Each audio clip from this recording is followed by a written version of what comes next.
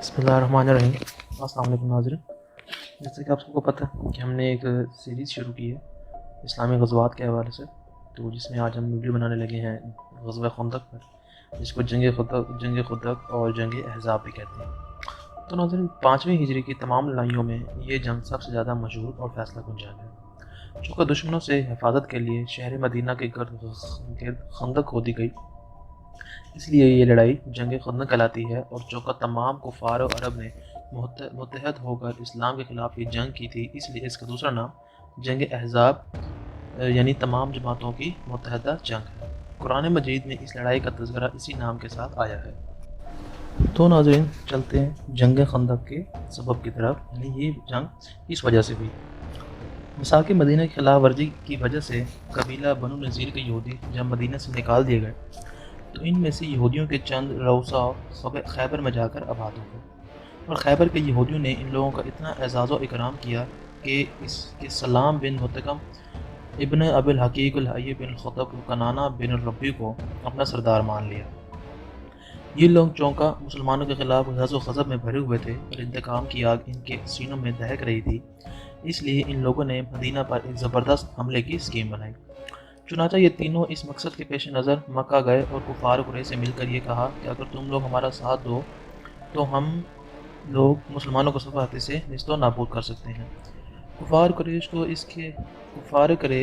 اس کے بھوکے ہی تھے، فوراً ہی ان لوگوں نے یہودیوں کی ہاں میں ہاں ملا دی۔ تو کفار قریش سے ساز باز کر لینے کے بعد ان تینوں یہودیوں نے قبیلہ بنو غطفان کا رخ کیا اور خیبر کی آدھی آمدنی کا لالچ دے کر ان لوگوں کو بھی مسلمانوں کے خلاف جنگ کرنے کے لیے آمادہ کر لیا۔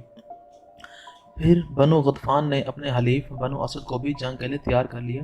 ادھر یہودیوں نے اپنے حلیف قبیلہ بنو اسد کو بھی اپنا ہم نوا بنا لیا، اور کفار قریش نے اپنے رشتہ داریوں کی بنا پر قبیلہ بنو سلیم کو بھی اپنے ساتھ ملا لیا۔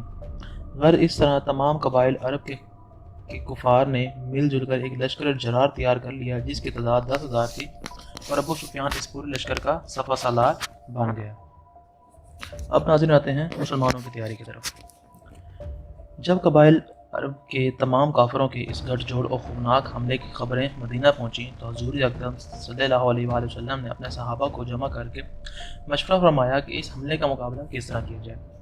حضرت سلمان فارسی رضی اللہ تعالیٰ عنہ نے یہ رائے دی کہ جنگ احد کی طرح شہر سے باہر نکل کے اتنی بڑی فوج کے حملے کو میدانی لڑائی میں روکنا مصلحت کے خلاف ہے، لہٰذا مناسب یہ ہے کہ شہر کے اندر رہ کر اس حملے کا دفاع کیا جائے، اور شہر کے گرد جس طرف سے کفار کے چڑھے کا خطرہ ہے ایک خندق کھود دی جائے تاکہ کفار کی پوری فوج بیک وقت حملہ آور نہ ہو سکے۔ مدینہ کے تینوں طرف چونکہ مکانات کی تنگ گلیاں اور کھجوروں کے جھنڈ تھے، اس لیے ان تینوں جانب سے حملے کا امکان نہیں تھا۔ مدینہ کا صرف ایک رخ کھلا ہوا تھا، اس لیے یہ طے کیا گیا کہ اس طرح 5 گز گہری خندق کھودی جائے۔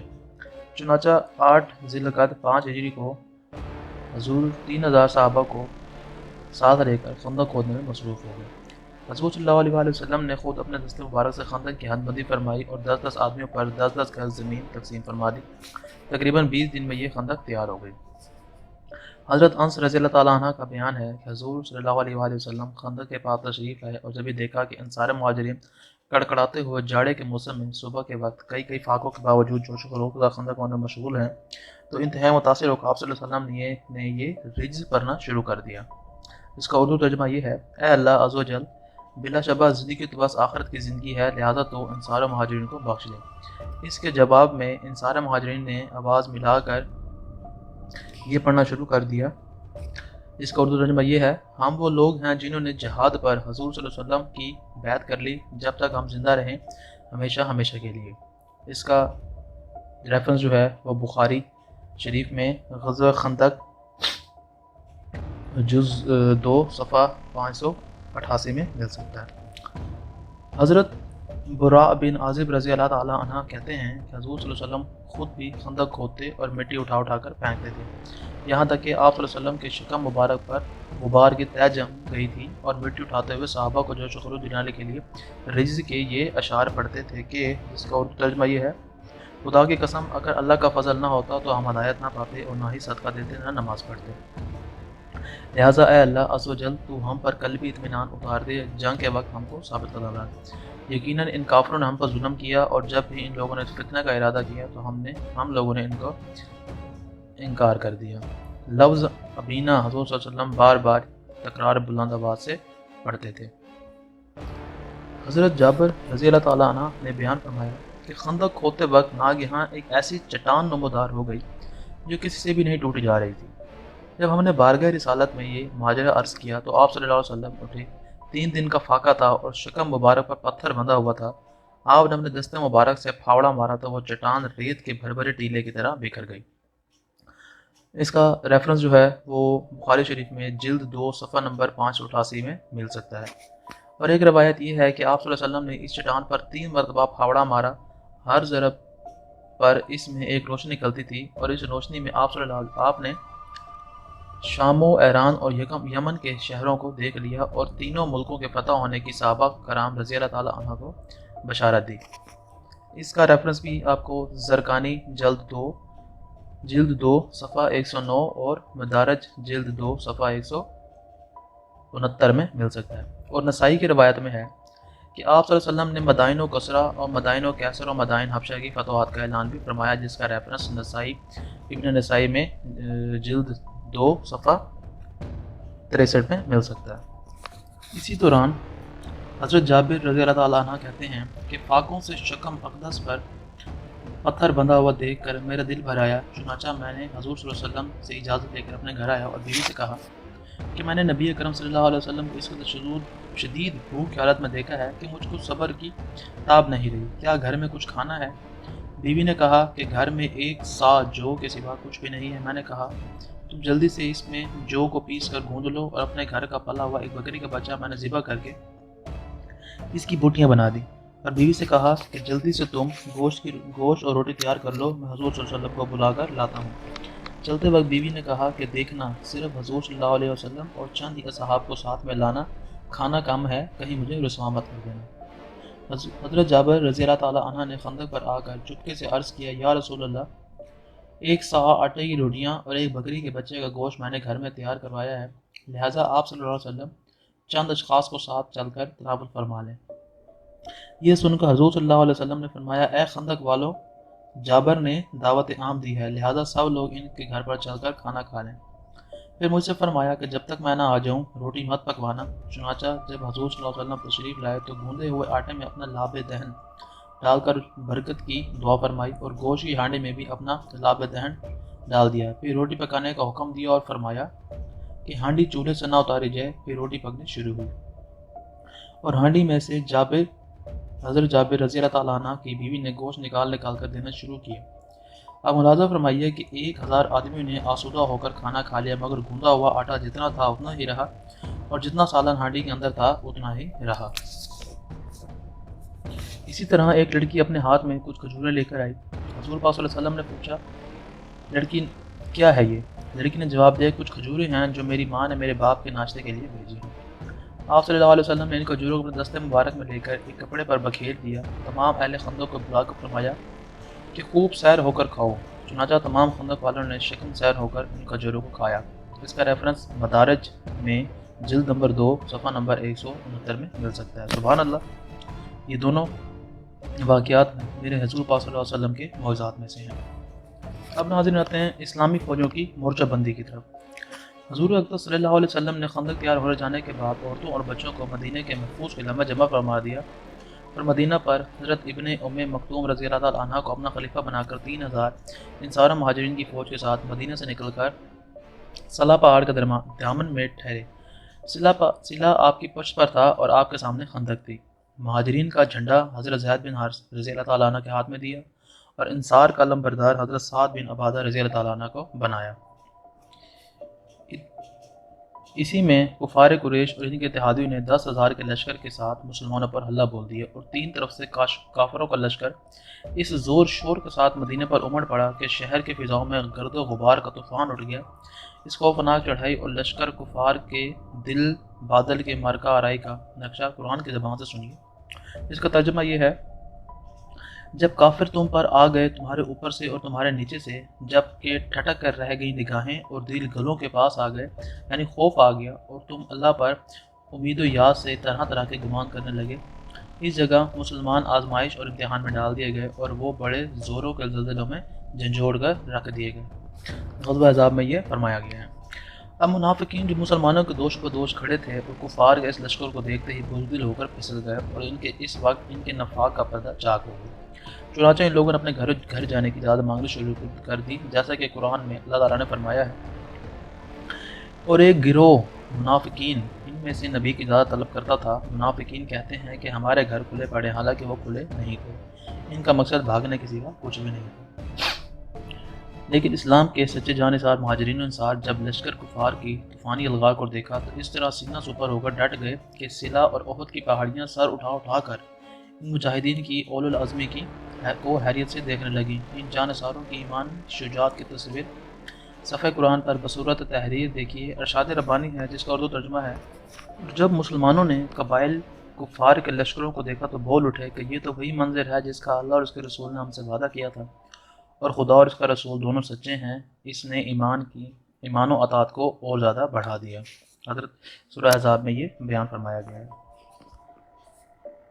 تو ناظرین، ایک قبیلہ تھا قبیلہ بنو قریظہ۔ اس قبیلے کے یہودی اب تک غیر جانبدار تھے، لیکن بنو نذیر کے یہودیوں نے ان کو بھی اپنے ساتھ ملا کر لشکر کفار میں شامل کر لینے کی کوشش کی۔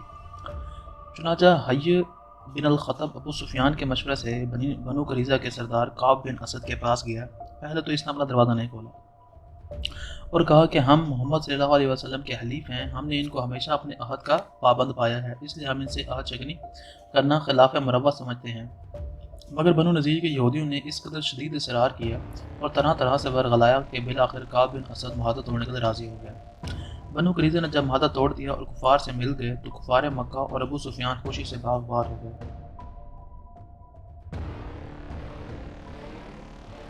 حضور اکرم صلی اللہ علیہ وسلم کو جب اس کی خبر ملی تو آپ نے حضرت سعد بن معاذ اور حضرت سعد بن عبادہ رضی اللہ تعالیٰ عنہ کو تحقیق حال کے لیے بنو قریظہ کے پاس بھیجا۔ وہاں جا کر معلوم ہوا کہ واقعی بنو قریظہ نے معاہدہ توڑ دیا ہے، اور جب ان دونوں معزز صحابیوں رضی اللہ تعالیٰ عنہ نے بنو قریظہ کو ان کا معاہدہ یاد دلایا تو ان یہودیوں نے انتہائی بے حیائی کے ساتھ یہاں تک کہہ دیا کہ ہم کچھ نہیں جانتے کہ محمد صلی اللہ علیہ وسلم کون ہیں اور معاہدہ کس کو کہتے ہیں، ہمارا کوئی معاہدہ ہوا ہی نہیں تھا۔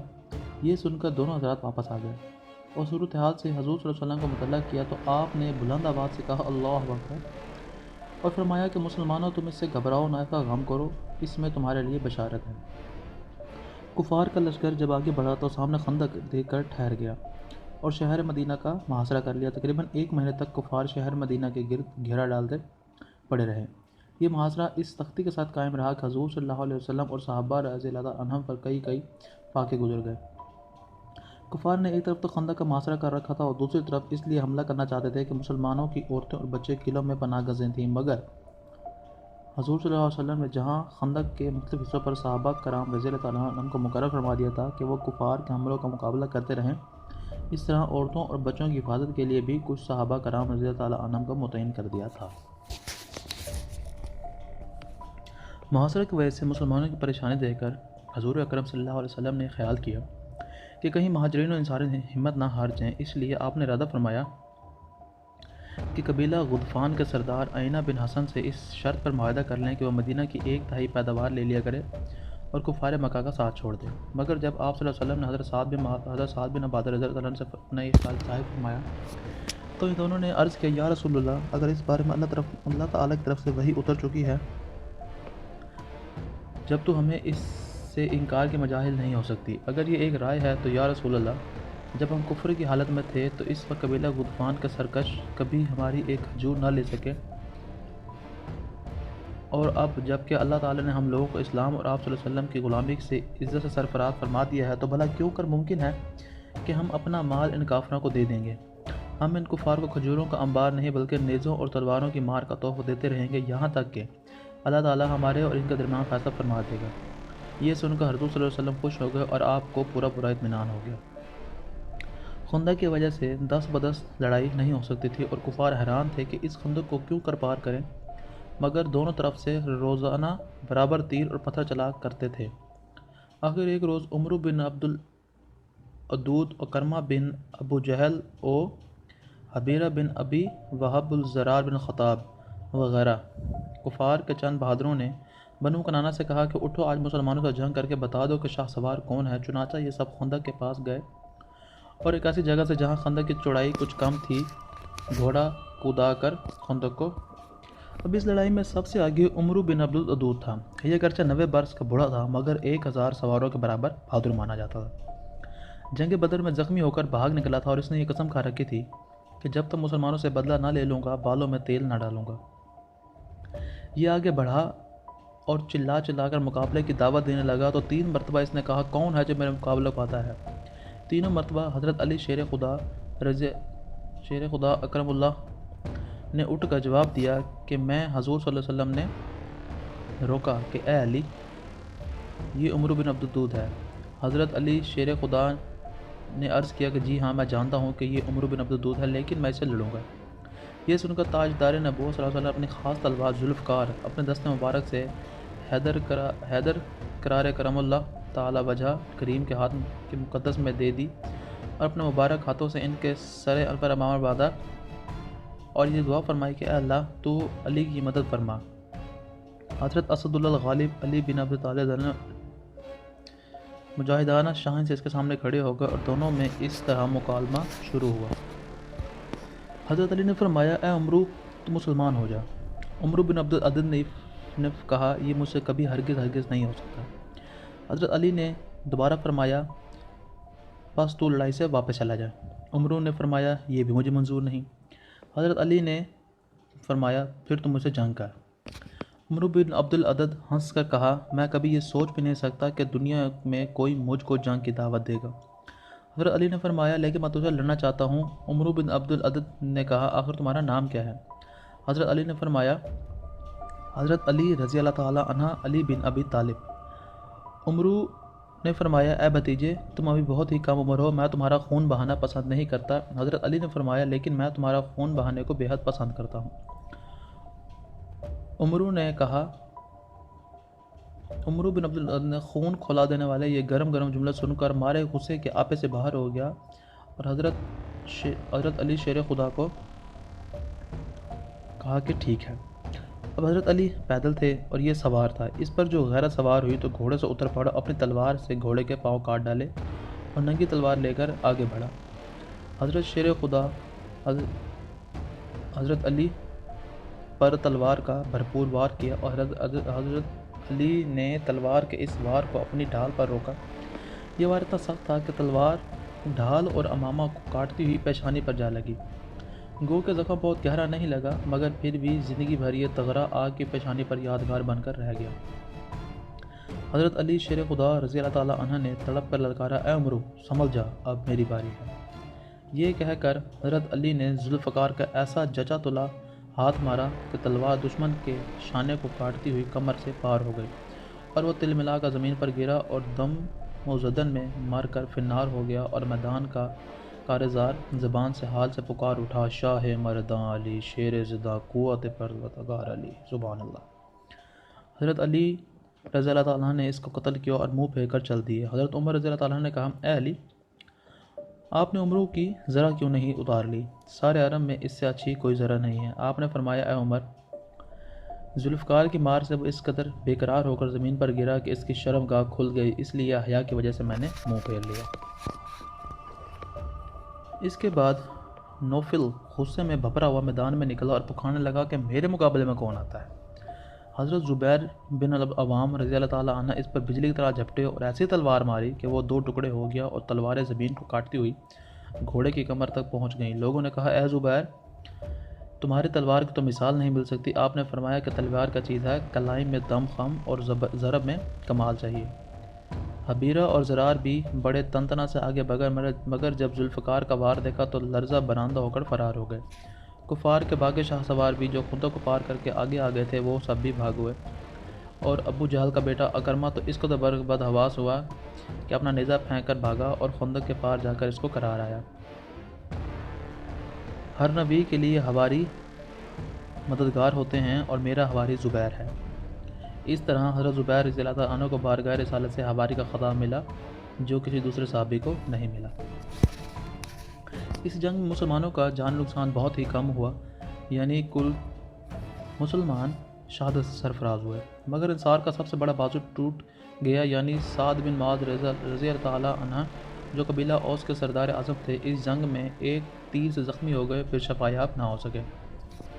آپ کی شہادت کا واقعہ یہ ہے کہ آپ ایک چھوٹی سی ذرہ پہنے ہوئے جوش میں بھرے ہوئے نیزہ لے کر لڑنے کے لیے جا رہے تھے کہ ابن الارقم نامی کافر نے ایسا نشانہ باندھا کہ تیر آپ کی ایک رگ جس کا نام اکحل ہے وہ کٹ گئی۔ جنگ ختم ہونے کے بعد ان کے لیے حضور صلی اللہ علیہ وسلم نے مسجد نبوی میں ایک خیمہ گاڑا، ان کا علاج کرنا شروع کر دیا۔ خود اپنے دست مبارک سے ان کے زخم کو 2 مرتبہ داغا۔ ان کا زخم بھرنے لگ گیا تھا، لیکن انہوں نے شوق شہادت میں خداوند تعالیٰ سے یہ دعا مانگی کہ یا اللہ عز و جل، تو جانتا ہے کہ کسی قوم سے جنگ کرنے کی مجھ میں اتنی زیادہ تمنا نہیں ہے جتنی کفار قریش سے لڑنے کی تمنا ہے، جنہوں نے تیرے رسول صلی اللہ علیہ وسلم کو جھٹلایا اور ان کو ان کے وطن سے نکالا۔ اے اللہ، میرا تو یہی خیال ہے کہ اب تو نے ہمارے اور کفار قریش کے درمیان جنگ کا خاتمہ کر دیا ہے، لیکن اگر ابھی قریش سے کوئی جنگ باقی رہ گئی ہے تو جب تک مجھے زندہ رکھ تاکہ میں تیری راہ میں ان کافروں سے جہاد کروں، اور اگر اب ان لوگوں سے کوئی جنگ باقی نہ رہ گئی ہو تو میرے اس زخم کو تو پھاڑ دے اور اسی زخم میں تو مجھے موت عطا فرما۔ آپ کی یہ دعا ختم ہوتے ہی بالکل اچانک آپ کا زخم پھٹ گیا اور خون بہہ کر مسجد نبی کے اندر بنی غفار کے خیمے پہنچ گیا۔ ان لوگوں نے چونک کر کہا، اے خیمہ والو، یہ خون کیسا ہے جو تمہارے خیمے سے بہہ کر ہماری طرف آ رہا ہے؟ جب لوگوں نے دیکھا تو حضرت سعد بن معاذ رضی اللہ تعالیٰ عنہ کے زخم سے خون بہہ رہا تھا اور اسی زخم میں ان کی وفات ہو گئی۔ حضور اقدس صلی اللہ علیہ وآلہ وسلم نے فرمایا کہ سعد بن معاذ رضی اللہ تعالیٰ عنہ کی موت سے عرش الہی ہل گیا اور ان کے جنازہ میں 70,000 ملائکہ حاضر ہوئے، اور جب ان کی قبر کھودی گئی تو اس میں سے مشک کی خوشبو آنے لگی۔ اس بات کا ریفرنس آپ کو زرقانی جلد 2 صفحہ نمبر 143 میں مل سکتا ہے۔ چنانچہ فرمایا گیا، اے ایمان والو، خدا کی اس نعمت کو یاد کرو جب تم پر فوجیں آ پڑیں تو ہم نے ان پر آندھی بھیج دی اور ایسی فوجیں بھیجی جو تمہیں نظر نہیں آتی تھیں، اور اللہ تمہارے کاموں کو دیکھنے والا ہے۔ سورہ احزاب میں فرمایا گیا ہے۔ ابو سفیان نے اپنی فوج میں اعلان کرا دیا کہ راشن ختم ہو چکا، موسم انتہائی خراب ہے، یہودیوں نے ہمارا ساتھ چھوڑ دیا، لہٰذا اب محاصرہ بیکار ہے۔ یہ کہہ کر کوچ کا نکارہ بجا دینے کا حکم دے دیا اور بھاگ نکلا۔ قبیلہ غطفان کا لشکر بھی چل دیا۔ بنو قریظہ بھی محاصرہ چھوڑ کر اپنے قلعوں میں چلے گئے، اور ان لوگوں کے بھاگ جانے سے مدینہ کا مطلع کفار کے گرد و غبار سے صاف ہو گیا، اور اس طرح غزوہ خندق مسلمانوں کو فتح نصیب ہوئی۔ سبحان اللہ۔ تو ناظرین، ان سب کا سبق یہی ہے کہ ہمیں اللہ پر یقین ہونا چاہیے، اللہ پر ہمارا کامل ایمان ہونا چاہیے، تو ہم زندگی کے کسی بھی جنگ میں، کسی بھی مسئلے میں ہم ناکام نہیں ہو سکتے۔ بس اللہ کی ذات پر کامل یقین ہونا چاہیے۔ تو ناظرین، یہاں تک تھی آج کی ویڈیو۔ اپنا خیال رکھیے گا۔ اس طرح کی اچھی ویڈیوز تک پہنچنے کے لیے ہمارے چینل کو سبسکرائب لازمی کیجیے گا تاکہ اس طرح کی اچھی ویڈیو آپ کو مل سکیں۔ اپنا خیال رکھیے گا۔ اللہ حافظ۔